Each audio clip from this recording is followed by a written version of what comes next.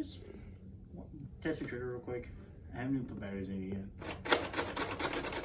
Oh man. How are you so smooth? 2 magazines and... Oh. What was that? You want me to box you? I can't right now. I mean, technically right now we're not doing the video, but there's so much to talk about.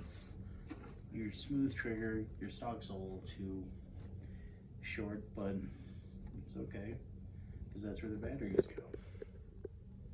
Is that where you want them to go, buddy? Oh yeah, this is.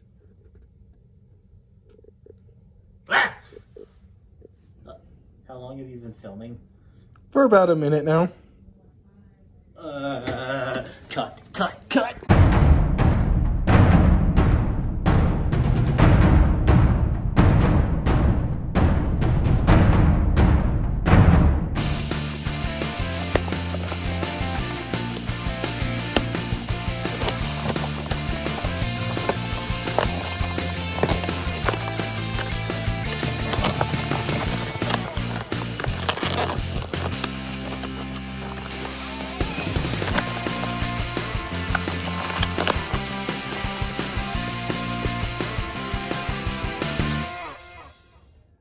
Spider-Man Jamila here to explain that joke came from Wallcom. I just wanted to do something funny for it. Please, no one get offended by that. I just want to do it as a little joke. But today I am looking at the Elite 2.0 Double Punch, which surprisingly won my poll. I'm actually surprised by that. I was expecting you guys to either pick the lock or the long shot, but you guys picked this one. So, finally giving out the review. With an external overview, there's no instruct barrel lug because this is the actual barrel system that makes this whole thing work. Down below, we do have a very comfy place to put your offhand. We do have a tactical rail up here, which does have ammo storage underneath, which can hold 10 darts for one quick reload. Over on this side, we do have a jam door. If you manage to get jammed at all inside this blaster, you can undo that. I've not had a jam with this thing yet, but I haven't used it as much, but you know what I mean.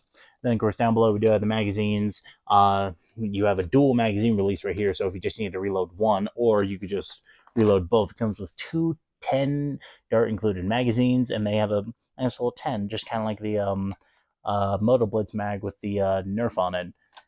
And now, down to the trigger, where it's the most interesting and coolest part of this blaster. So this is a binary trigger.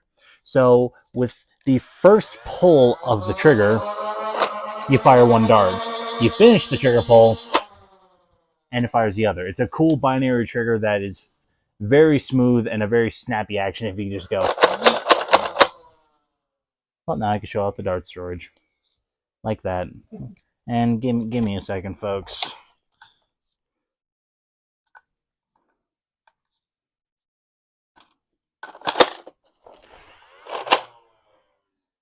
There we go. That's better. Now, down to the rev trigger. It's a very, like I said, it's a very smooth trigger. And down to the grip. The grip is actually very comfy. It's a very smooth, ergonomic grip. And overall, I love the feeling of it. Now back to the stock, whereas actually where the batteries are housed. You take off this plate here and install your 4 AA type batteries. But this is where a lot of people have complaints. A lot of people say that the stock is too short. I guess I don't really mind it as much. I think I'm able to use it just fine. I'm not really that picky on certain stocks. I think the only stock I've ever been picky with is the Retaliator stock. But, wow, I am turning into Coop 772. Well, that could be a good thing.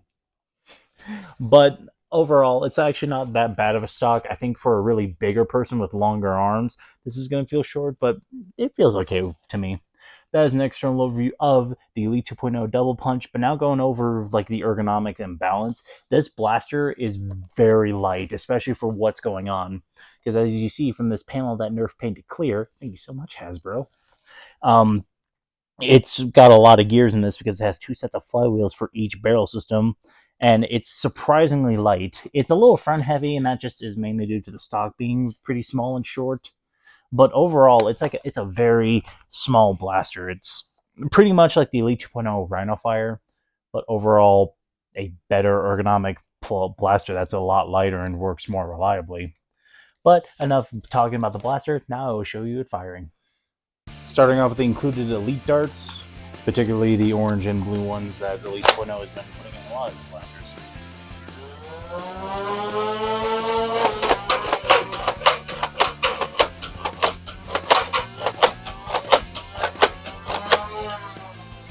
And now just kind of hammering down on the trigger, seeing how fast I can take this thing.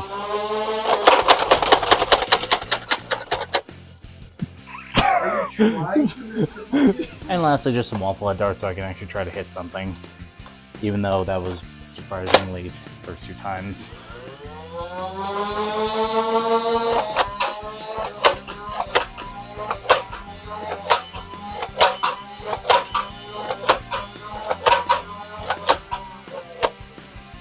I mean, it worked somewhat. Well, as you saw from the firing demo, this thing is so much fun to fire. It works smoother than I thought it was going to, especially for an Elite 2.0 blaster. That's a big plus. It's a very snappy trigger, and there's a joke that Wacom, Brachiosaurus227, shout out to you, my bro, and me have made to where every time I see this in the store, the reaction is to just...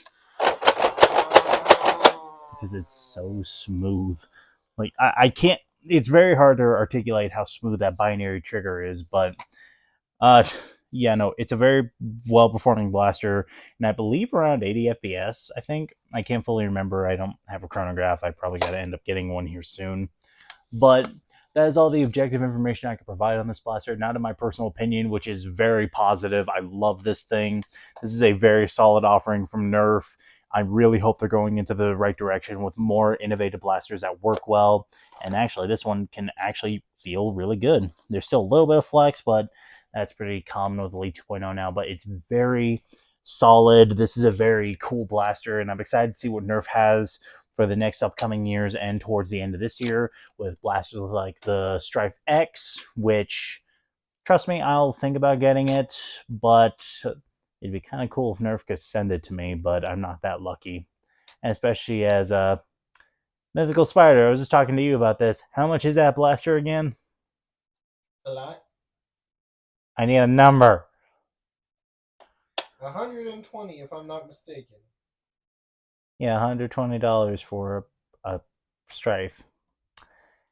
So that's going to be a fun purchase. And plus, the thing doesn't come out till October, so I'll see. But overall, I'm excited to see where Nerf is going to be going. I hope they do cool new blasters like this, but of course, keep just going to make good, reliable blasters. And thank you guys so much for checking out the review. Like I said, this is just a phenomenal blaster. It works well. It feels good. It's just overall a solid pick. If you are needing a good solid flywheel blaster like this that takes these kind of magazines, I definitely recommend this one over the Rhino Fire.